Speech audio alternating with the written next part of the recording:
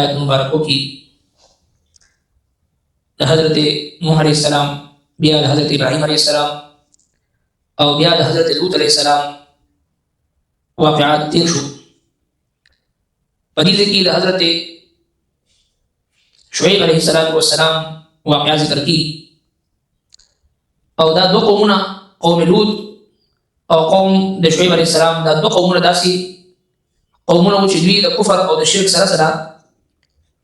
نور هم غیر اخلاقی حرکات او کارونو کې ملوث قوم لوط په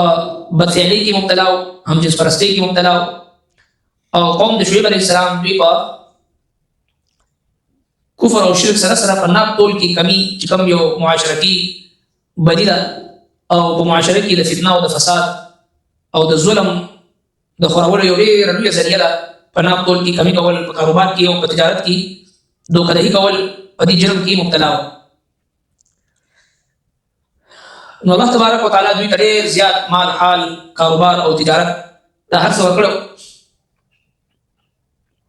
او مدین د دوی علاقه خو دوی دغه تجارت او دغه کاروبار چې کوم الله جل شانه دوی ته ورکړو دا مال او دولت دوی ته ورکړو دوی دا ګڼل چې د دې چې دا زموږ د خپل د مهنت نتیجه ده زموږ کمال دی او په دې کې هیڅ قسمه د الله تبارک وتعالى حکم دوی نه تسلیمو حضرت شعیب علیہ السلام تشریف ورو د ټول نړۍ د توحید دعوت ورکړو چې شرک مکوئ دی یو الله عبادت کوئ دا الله جل شانه نه سوا تاسو څوک معبود نشته دی پناب کی او پتول کی کمای مکوئ او اوس خدای سبحانه تخکاری چې په مال حال کې لري عيش او عشرت ژوند کوي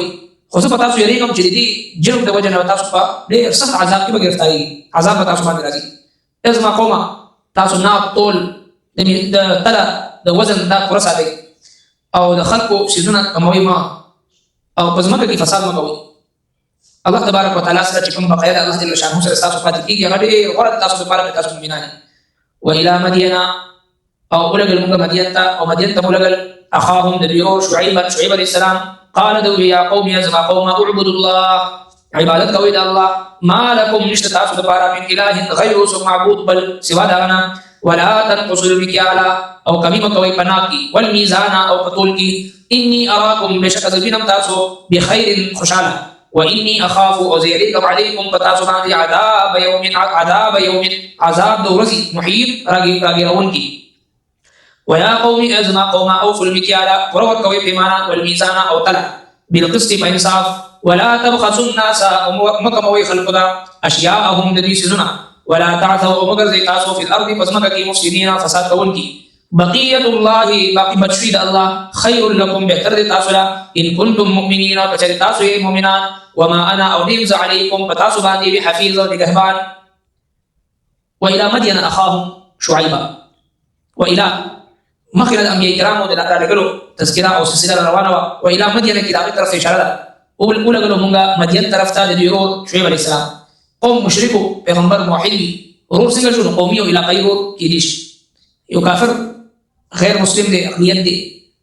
او هغه چې د زمون قومي او علاقائی ورور طویل شي او عام تعلقات سره ورسره ساتل شي کاروبار تجارت یا خوراک اسکات چمګون تعلق نه ساتل شي عام کافر او مستاخ کافر نه مستاخ کافر سره ناس ولادت تعلقات دي ممانعات دي هغه سره هیڅ قسمه سوشل تعلق نشي ساتلی چې کوم کافر داسې وي ګستاخ وي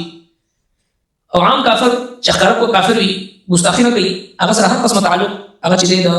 چمګون او د شان قومي او علاقائی تعلق سره ساتلی شي د ضرورت تعلق نشي ساتلی کافر سره ظاهري مدارج ورته وي او ظاهري چې کوم د گزاره ورته پولیس هر قسمه پولیس خو چې عام کافر وي شعیب علیہ السلام چون چې د قومي او علاقائی هغه چې دینی او مذهبي ورنو ځکه اخاهم شعيبا او بیا نبی علیہ السلام یا قوم اعبدوا الله ټول امید الله د عبادت دعوت ورکړه نو د انبیاء کرامو میشن او قیامت پورې کوم خلک انبیاء کرامو په میشن روان دي دا کار دی چې چا سره تعلق ساتي چا سره ملاقات دي د یو الله د عبادت دعوت ورکول چې راځي د الله طرف ته راځي جماعت طرف ته راځي د الله کور آباد دي د الله ذکر طرف ته راشي قران طرف ته راشي وکاله چې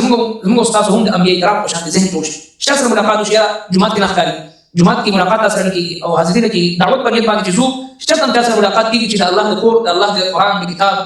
دعوت ورکو چې قیامت پر ورځ د انبیاء کرام او صحابه کرام او د الله د دین مبلغین په صف کې راپاس نو ټول لومبي کلام یا قوم اعبدوا الله دی الله عبادت کوي مالکم من اله غیر نشته تاسو بل معبود سوا الله او دویم سیز ولا تنقصوا المكيال والميزان، کمی مکوئ په ناب کې او په تول کې، کم شی په ناب باندې ورکوئ او کم شی په وزن باندې ورکوئ، په هغې کمی مکوئ. انی اراکم بخیر، زه وینم تاسو خوشحاله، اوس خو د خوشحاله ژوند تېروئ، خو چې کله تاسو دوکه فراډ دا شیزونه شروع کړئ، واني اخاف علیکم عذاب یوم محیط، او زه یېرېږم په تاسو باندې عذاب د محیط راګیرونکي احاطه کوونکي عذاب باندې یېرېږم. ځکه چې کله هم په کاروبار او په تجارت کې فراډ او دوکه او ظلم شروع شي، د دې اثرات په ټول معاشره باندې مرتب کېږي او بیا د الله عذاب په ټول باندې راځي. زموږ ستاسو ژوند زموږ ستاسو مخې ته ده، کوم ملک او کوم ځمکه کومه خوره الله رب العالمین چې په تاسو ته راکړې دی، بالخصوص د لا اله الا الله په بنیاد باندې ملک واغېستلی شو، د اسلامي نظام لپاره ملک واغېستلی شو. بیا په دې ملک کې دننه کافرانه نظام او په دې ملک کې دننه د کفارو نظام تعلیم، په دې ملک کې دننه تعلیمي ادارو فحاشي او عریاني، او په دې ملک کې دننه ظالمانه او جابرانه چې د قرآن خلاف او د شریعت خلاف فیصلې، او په دې ملک کې دننه دغسې د الله جل شانه محکماتو سره کله بغاوت او سرکشي، او په کاروبارونو کې تجارت کې دوکه، فراډ، ملاوت، دو نمبري، په دویانو کې دوکه، په پیو کې دوکه، په خوراک کې دوکه، په هر څیز کې دوکه، چې دا ظلم موږ تاسو شروع کړه، نو انی اخاف علیکم عذاب یوم محیط، عذاب خامخا اواز نه چې اواز وشي، دغه عذاب دی چې خوف او هراس او دغسې پریشاني او د سکون خاتمه او دا ټول د غیر یقیني صورتحال دا د عذاب یو صورت دی. پکار دی چې مسلمان راویښ شي او دې ګناهونو نه توبه وباسي. نو ویا قوم اوفوا المكيال والميزان، شعیب علیه السلام قوم ته نصیحت کوي، پوره پوره ناب تول ورکوئ.